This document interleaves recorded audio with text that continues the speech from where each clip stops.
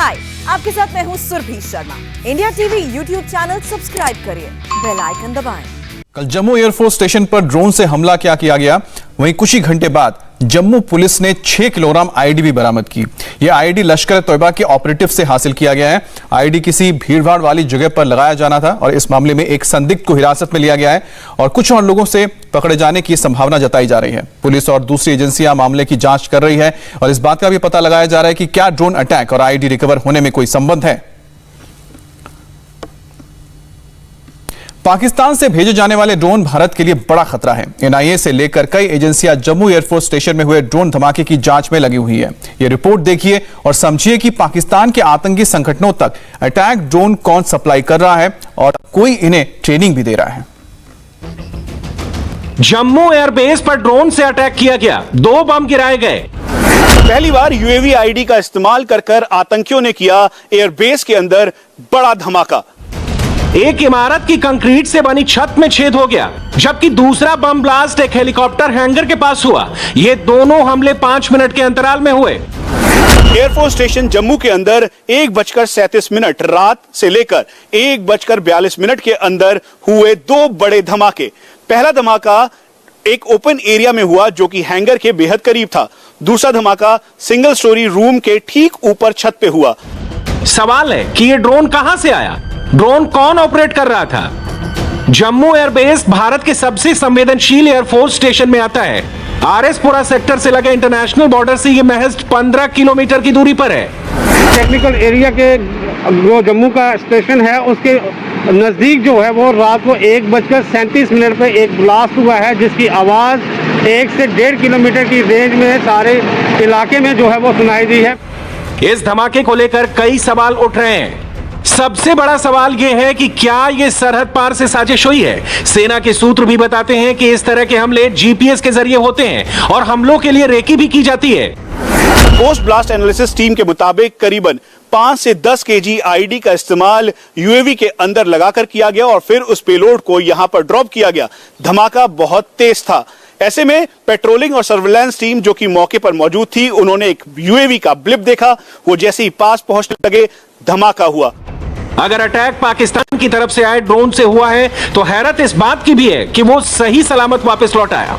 वैसे पाकिस्तान से ऐसी इंटेलिजेंस रिपोर्ट मिलती रही है कि वहां के आतंकी गुट अब ड्रोन का इस्तेमाल सीख रहे हैं और इसके लिए वो सीरिया और इराक में आईएसआईएस की टैक्टिक्स को बहुत करीब से समझ रहे हैं और उन्हें अपना भी रहे हैं। इसमें एक वारंट ऑफिसर और एयरमैन को स्प्लिंटर लगा, जिसमें वो जख्मी हुए, उनको हॉस्पिटल में एडमिट करवाया गया। ये अभी तक का पहली बार ऐसा बड़ा धमाका किया गया आतंकियों के द्वारा जिसमें यूएवी का इस्तेमाल करते हुए किया गया। इसी हफ्ते राष्ट्रीय सुरक्षा सलाहकार ने शंघाई सहयोग संगठन की एक मीटिंग में इस बारे में आगाह किया था। उन्होंने कहा था कि आतंकवादी ड्रोन समेत कई नई तकनीक इस्तेमाल कर रहे हैं जिससे वो हथियारों की स्मगलिंग कर रहे हैं। ड्रोन कई तरह के होते हैं, लेकिन उड़ने की तकनीक के मामले में इन्हें 2 मेन कैटेगरी में बांटा गया है। पहले होते हैं विंग वाले ड्रोन जो सैकड़ों हजारों किलोमीटर की दूरी और ऊंचाई तक ऑपरेट करते हैं। दूसरे होते हैं क्वाडकॉप्टर जो हेलीकॉप्टर की तरह ऊपर उड़ते हैं। इनकी रेंज कम होती है, ये वजन भी कम उठा पाते हैं।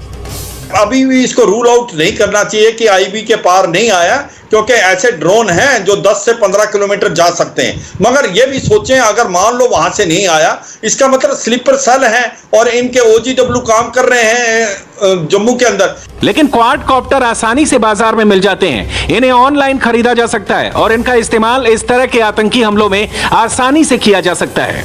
सबसे पहले ये जो ड्रोन्स ऑपरेट करते हैं, ये रेडार डिटेक्शन इनका बहुत मुश्किल होता है। मैं कहूंगा कि नामुमकिन। जिस तरीके से हमारे एटीसीज हैं उनमें जो रेडार्स पे फिटेड हैं वो तकरीबन जो एयरक्राफ्ट है, हेलीकॉप्टर्स है, फाइटर एयरक्राफ्ट है, कमर्शियल एयरक्राफ्ट है, उनको तो डिटेक्ट कर लेते हैं। ये उसके नीचे सतह लेवल पे के ऊपर से फ्लाई करते हैं। तो जब तक हमारे पास एंटी ड्रोन डिटेक्शन सिस्टम नहीं होंगे तो इस तरह के ड्रोन आते जाते रहेंगे।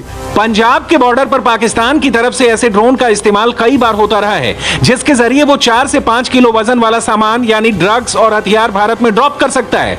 ऐसे कई ड्रोन जो चीन में बने थे उन्हें मार गिराया भी गया। जिस प्रकार की हरकतें रही हैं पाकिस्तान की, तो ये जो शंका है उसी की तरफ जाती है। क्योंकि जिस प्रकार आपको याद होगा कि ये अगस्त 2019 में पहली बार अमृतसर के इलाके में ड्रोन इस्तेमाल किया गया वहां पर ड्रग और वेपन करने के लिए। उसके पश्चात पिछले साल भी जून और सितंबर में किया गया, और इस साल भी इसको इस्तेमाल किया गया था वेपन्स को ट्रांसपोर्ट करने के लिए।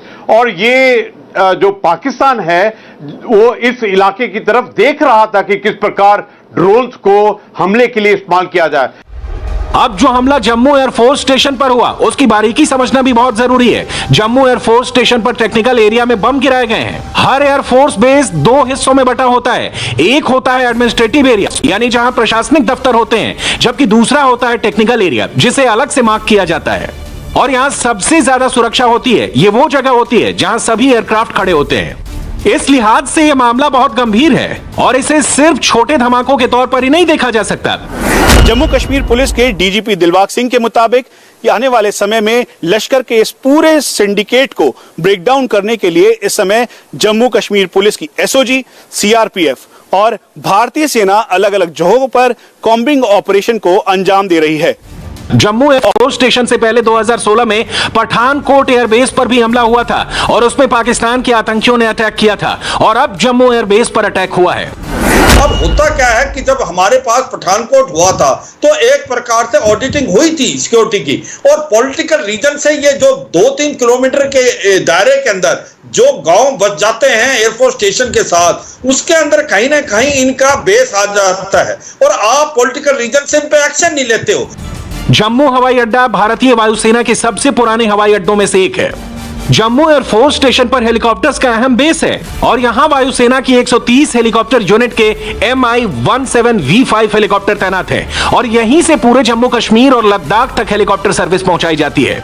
अब सवाल यह है कि ड्रोन के इस तरह के हमलों को रोकने के लिए उपाय क्या हैं? यानी ऐसे ड्रोन को रोकने के लिए क्या क्या तरीके हैं? एंटी ड्रोन सिस्टम कैसे काम करता है?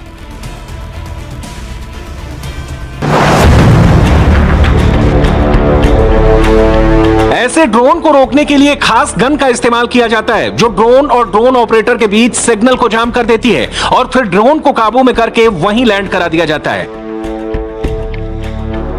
इसके अलावा ऐसे ड्रोन को रोकने के लिए जाल वाला काउंटर अटैक भी किया जाता है। कुछ देशों में ऐसे क्वाडकॉप्टर ड्रोन को रोकने के लिए चील जैसे परिंदों का भी इस्तेमाल किया जा रहा है। उन्हें खास इसीलिए ट्रेनिंग दी जाती है, लेकिन अभी भारत के पास ड्रोन को हार्ड किल करने वाला उपाय ही है और इसके लिए हर एयरबेस पर एंटी एयरक्राफ्ट गन लगी हुई है।